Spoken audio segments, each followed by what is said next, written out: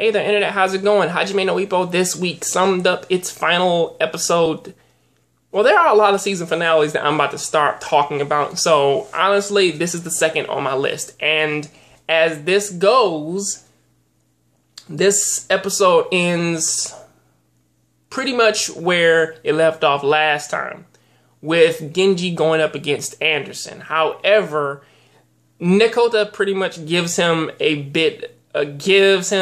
just a little bit of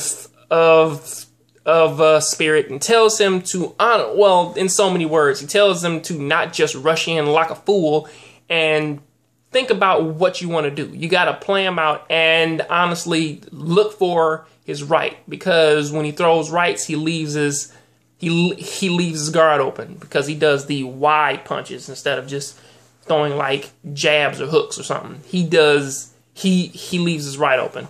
And honestly, that is what plays into his loss for this match. And as it goes, Anderson can pretty much feel, now even Anderson is thrown back with how much Genji is giving in this bout. Because every time he hits him, he doesn't go down. He takes every single hit and keeps on walking. And it turns into a whole thing of he tries to hit him with the overhead punch, but pulls back a little bit. It doesn't knock him out, and he still kind of holds his ground, but at the same time, after a bit of a back and forth, Genji, he does finally get in and hit him with a heavy right, actually destroying his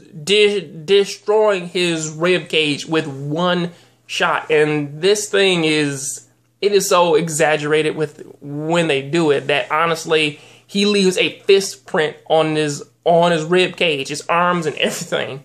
Well, now with every hit he does, but with his body blow, he pretty much destroys his rib cage. He's not talking about cracking ribs. He fucking destroyed them.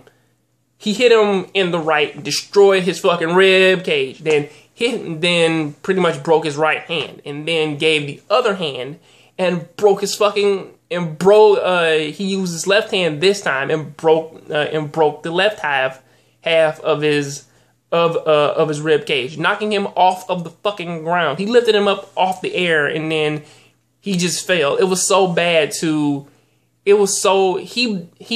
hurt Anderson so bad in which that they couldn't move his body. They had to get a stretcher, because if they moved him, his ribs would honestly pierce an organ, and that was not a good thing. So, give or take with that, he did win his match. He did kind of lead into all this other stuff, but at the same time, as it's kind of noted, the reason why his hands were broken is because earlier in the day, his hands were already injured from pretty much punching the log into the tree. And honestly, with the prolonged match and him actually getting a few clean hits in on Anderson, that honestly was enough to break his fists and actually force him to retire. However, after all of this, Yuki tries to. Well, now we pick up again with them on the train of Nekota and Yuki going out to the mountains. And Yuki is still trying to tell Genji that honestly she wants to stay with him. However, Genji's like, yeah, my friend likes you. Even though I may like you as well, yeah, man, he kind of told me that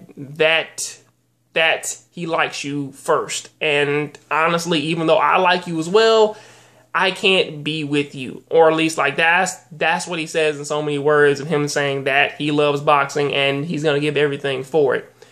And that's when she goes back and deals with and goes back with Nekota, and they go up to the mountains where pretty much they live out the rest, or at least she lives out the rest of her life.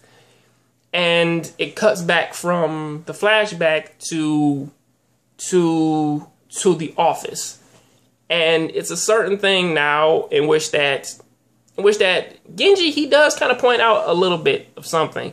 he points out that honestly, Takamura was a prodigy, or at least he's somebody who just like his family name is, he is destined for great things, no matter what he puts his mind to. And since that he is a prodigy, pretty much he really didn't do all that much to really build him up. Because everything that Takamura has, it was just him. It was all that stuff, all the things that he used to win his bouts, aside from maybe the Brian Hawk fight, was him. Well, actually, half of the Brian Hawk fight was just Takamura, all the way up until till round 5 when he snapped and just destroyed him. And that is a truthful thing. But then it goes from that to Nekota thinking to himself, or at the very least him talking to Yuki's spirit in this case, and telling her that honestly Ippo is technically the true student of Genji, and so is Aomine, even though he is a bit, slow and everything. But at the same time, it's like, yeah, we get it, or we all get it. Ippo is a super boxer, and possibly this could lead into the thing of him honestly teaching him his super body blow, which destroys organs. So there is always that. So honestly, for what this season finale was, I loved it a lot. However, with this being the end, I do kind of wonder what will be the next step that they take in the Hajime no Ippo show. I mean, because I don't read the manga, so pretty much I'm kind of in the dark here. So pretty much I will catch you guys on the next John Grave show. Please keep watching anime, keep playing video games, and please tell me what you think of this season finale, and tell me down there in the comment section. I'll catch you on the next John Grave show. So please keep watching anime, keep playing video games. I'm out. If you like this video, pick up this book right here. It's called Mizuki Dragon Words. You can find it on Amazon. I'll leave a link down there in the description, and you can go ahead and read that up. And yeah, tell me what do you think about it if you read it. So yeah, I'll catch you on the next John Grave show. I am out.